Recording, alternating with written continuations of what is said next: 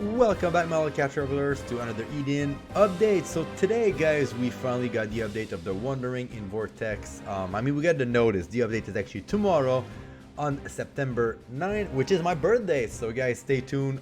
Silver and I will be covering that for my birthday, the actual quest, which is exciting. But you guys are probably here for the actual update. So guys, let's see what we got today. So if you guys did not watch the another Eden live stream where we got to announce this beautiful little alchemist character with a beautiful looking pink cat too, who looks adorable. So yes, we got a new character, guys. She looks really cool. She actually looks really cool. So her name is Alma. So guys, I'm gonna read the description. I'm gonna go over her kit. We got a good update this time around, which makes me happy. So her name is Alma. Even so, I do want to grant his wish. With silvered pride, the young alchemist dream of gold, Alma. So guys, she is a crystal user. She has a bow, which is a gun in another Eden's world. She uses a ring, and she is a shadow character. Her personality is bow, cat lover, gun, and alchemist, which is pretty neat. Alright guys, I'm gonna read her a little description, and then we're gonna go over her skill because she's interesting, guys. She's interesting. A young girl who's an alchemist. The gun-like weapon she carries is a tool to invoke. Is a tool for invoking enemies. Alchemy, sorry. She is one of the most talented alchemists in the Alchemy Guild, having risen to the rank of silver class at a young age. At first glance, they are a thorn in her words and action, but she does not intend to alienate people. She admired and respects Paracelsus, the highest ranking alchemist who taught her alchemy and raised her. Alright, so guys, let's go over her skill because yeah, she's something. Alright guys, so our Valor chance is deployed shiny crystal stands and power people for 15% up to 35% on level 3 for 3 turns. She our first crystal settler, guys. So our first crystal settler, which is kind of cool because it's gonna be interesting. Like our first crystal settler is gonna be super sweet. Alright, she also have a passing skill, Arcana stacking, and a crystal buff stance. So Arcana stacking, what it does is you get 1 Arcana at every end of turn, gain 5 Arcana when stacked with Lunatics to activate from her basic attack. When 5 Arcana in the end, consume 5 Arcana to enter her trance state. When she's in a Crystal Bright stance, the crystal attack of all party members goes from 15, 30, 45 to 60%. It also doubles if you have the move copy. Same thing as the other zone, guys. So yeah, our first crystal zone settlers. Alright, first attack, Lunatic Mind Eyes. Activate Lunatic with status Mind Eyes on user for 3 turns. Mind Eyes, increase damage and healing plus 50%, multipliers 1.5. Increase weakness multipliers by 1. Replace the basic attack until the end of turn. Trance State, going back to the thing she's getting. Power, intelligence, and speed of user plus 50 for 3 turns. Critical rate and magical critical rate of the user is 100%. Continuous. State is activated in the end of turn by consuming 5 Arcana stack. Ooh, it's pretty good. Yeah, it's pretty good. Ether Magia. It's our first skill. Crystal type magic attack on a single enemy small and inflicts poison for 3 turns. Ignore barrier damage reduction and status immunity. Does not ignore resistance. Barriers on target are not consumed and inflict status from equipment. Also ignore his immunity. Increase powers of skill based on the user's power. When in trance state, 40% damage multipliers by 5 and place a scope on a single enemy. Probably, guys, you probably want to stack a bunch of power for her to make her hit super strong. Alrighty, guys. So, other skill. Heskrick type. Crystal type pressing attack of all enemies. Small. Plus 100% damage if the target is inflicted with any status element. So once again, guys, the same thing. Pain or poison, same stuff as before. So, other skill, Elixir Ray, restore user HP plus 50% and MP plus 50% on restore 1 lunatic activation for a basic attack. If not, activation left. Whew. All right, guys. Now these skills are getting a little bit spicy, which is kind of neat. So get ready. We got Brain Record. Place a scope on a single's enemy and change element on user's attack to target weakness element permanent. When not in another force, detect stats on a single enemy. So, which means, guys, is the scope will change the element of the user. Also gives you some information about the characters, which is like a neat addition. I just wish we had that a little bit earlier, just because it's good in JRPG when you know abilities and stuff of the person that you are attacking, which is nice. After that, guys, we got Geist Nebula. Crystal type, piercing attack on a single enemy, large, and power tangents and speed minus 15%. When the enemy has scope, double debuff for 30%, which is pretty good actually. We got Heather Prekes. Crystal type magic attack on a single enemy, large, and inflict poison for 3 turns. Ignore barrier damage reduction and status immunity.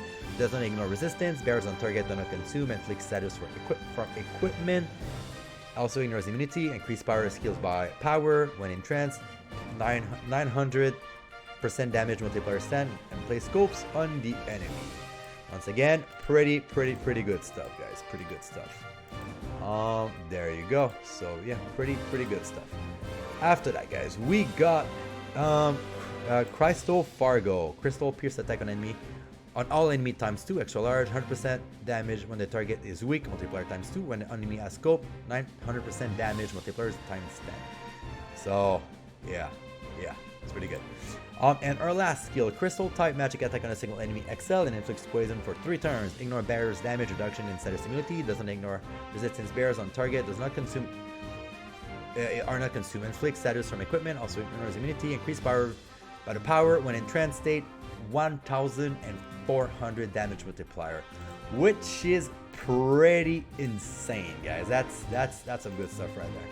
That's some powerful stuff right there. All right, so yeah, she seems like an interesting unit, guys. Crystal Zone Seller is pretty nice. Yeah, so my tips, which are Bami's tip from the Another Eden video, guys. So yeah, so she has a skill to change the enemy type, the attack on the enemy's weak point, which is kind of cool, which means that you can change the enemy's weak point, which is really interesting for like those fights in case you don't have the correct weak point, which is nice. She and the tactician did that, I believe, so she kind of filled that roles at some point, which is cool. And also, like, she her scope ability seems to be hitting like really strong. So yeah, her lunatic plus puts her in a trance and give her like mind eyes, which is pretty sweet. She gets a bunch of like abilities that boost her stats, and yeah, that's pretty insane. So I would say like boost and give her a bunch of powers. So yeah, and she seems to be paired really good with like Eva, Red Class Flamelester, or FCF as people say, or any like hard-hitting characters. I would say like Eva or maybe Flanellopus would be a great addition. So yeah, so make sure that you check that out. So that being said, guys, I'm gonna talk a little bit about her. Honestly, like, all right, I'll be honest with you, her kit seems interesting, and I don't want to be the party pooper here, but I don't think her look does it for me. She's not ugly or anything. It's just that she reminds me of characters from Atelier Iris, I believe. And I really dig her purple cat though. Pink purple cat's pretty cool. It's just like her look, I don't know, it feels like she reminds me of like those like old PS2 games like Atelier Iris, and these type of game where you just mix potion. Her look is not for me. All right, it's not for me. It still looks great. I appreciate I appreciate that Another Eden can do different kind of crazy characters. It's just not for me. Not for me for this one. Still looks cool though. Don't get me wrong. Maybe we'll see whatever Silver says tomorrow when I try to pull her. Alright, so we also get Apocrypha Chapter 2, which is pretty cool, named Fatum Argentauri. We also get a bunch of new map, new area, or a new another dungeon, and some background music. As you guys probably noticed from my older videos, I really love the Thundering Fortress music. I've been humming it over and over, and I actually like it. So, new character is going to be available, which is pretty sweet. We also got the Fateful Encounter space 2x max, Fateful Encounter for 7 days. Ooh, we also are getting the Blood Cloud Swordsman encounter rate from 1 to 9 will be equal to the previous 7 days encounter. 7 days encounters 4-star Black Cloud Woman encounter rates plus 30%, plus the 5-star Black Cloud Swordman encounter rate is a little bit up. It's pretty cool if you don't have her. I actually like the Black Clad Swordman. I actually got her not too long ago. Still need to do a side quest. I know. Yeah, still a bunch of cool stuff for my birthday. September 9 represent, guys. Actually really hype about it. The alien encounter, regular encounters were updated, which is nice too. We're also getting something new, guys, that I was not aware that not even Scott mentioned in the update videos. It is the Bell Warden Grace. I'm gonna go over with you because I have no idea what that is. So the start location is at the Cat Shrine. Alright, so by clearing this event, you will unlock the ability to bind Grassar from the menu. Also, by clearing event, Bell Warden Grace, a Shrine Maiden will appear at the Cat Shrine, allowing you to play the Cat's Orcas event. By traveling to Cat's Orca in different regions, you can collect various Grasta and Grasta pieces. Event, the Blacksmith Cairn. That's pretty cool. Location, Hitting Village. I actually like to go to that place. By clearing this event, you will unlock the ability to upgrade Grassar from the menu. That's neat. I'm not gonna lie, that's kind of neat. I did enjoy going back to that village because I found the Christmas village adorable, the snow village adorable, but it was always a pain to, you know, you go from Sebastian's Tower, and then you have to go to the village. I don't know if you guys have been watching my Twitch, but yeah, you go there and then you get a bunch of people telling you that your Grassars are all wrong, and then you have to go there back here for a couple of times. It's a little pain. I'm happy that we get that. Added the Apocrypha to the replay story, which is kind of cool. You know, in the basement of the tavern and yet of time, you have an NPC that can retell the story. If you don't want to hear my beautiful voice narrate everything. So specific approach, we got the Road and Thunder, and part 13 of the main story must be cleared. So that's pretty cool. That is pretty cool. Alright, so the Wonder of the Vortex, Fatum, is not currently available this feature. Of course, it's new. We are also getting some new cat costumes, so Silver will stop complaining about my ugly cat. We are getting Annabelle, one of Silver's favorite character, actually. The first time I was playing, she's like, oh my god, she's so pretty. She's the best. She actually likes those little night characters, so I will try to get some Meow Coin for her. Really cute cat indeed. We are also getting the generic Chrono Stone bonus from 20 to 50, which is good, guys. You just need to log in the game. Even if you don't play, guys, make sure that you log in and watch those ads. Those Chrono Stones add up. We're also getting the package that we're getting all the time. Ooh, achievement reward, Chrono Stone. During the following duration, will increase the amount of achievement reward you receive when you start Apocrypha Wandering on the Vortex. Ooh, we go from 10 Chrono Stone to 50. Yay, more stone. Yay, I'm happy. Achievement Fatum Argentauri will activate after the beginning event scene is finished. To increase reward amount will be delivered to your inbox. Nice! And a couple of bug fixing here and there. There you go. So, good update, guys. I'm actually happy that we are getting a new episode. And like once again, guys, if you have check out my other videos, I really did enjoy the Thundering Road event. The chapter 1 was really fun. Orlea is really amazing. I love Grandpapa. I really love Nona and Miyu. Like, all those characters really feel like they interacted in a good way, which makes me super happy. More of this, please, game. More of this. So guys, that's it for the update. So I'll see you tomorrow for my birthday and for the update and for the roll. Hopefully, since it's gonna be my birthday, I'll be lucky. Tell me, guys, in the comments below if you're gonna roll for her, what you think her strong points are and what you think her weaknesses are. And if you like what I do, guys, hit the like and subscribe button. And that's it for the update, and I'll see you guys tomorrow. Bye bye.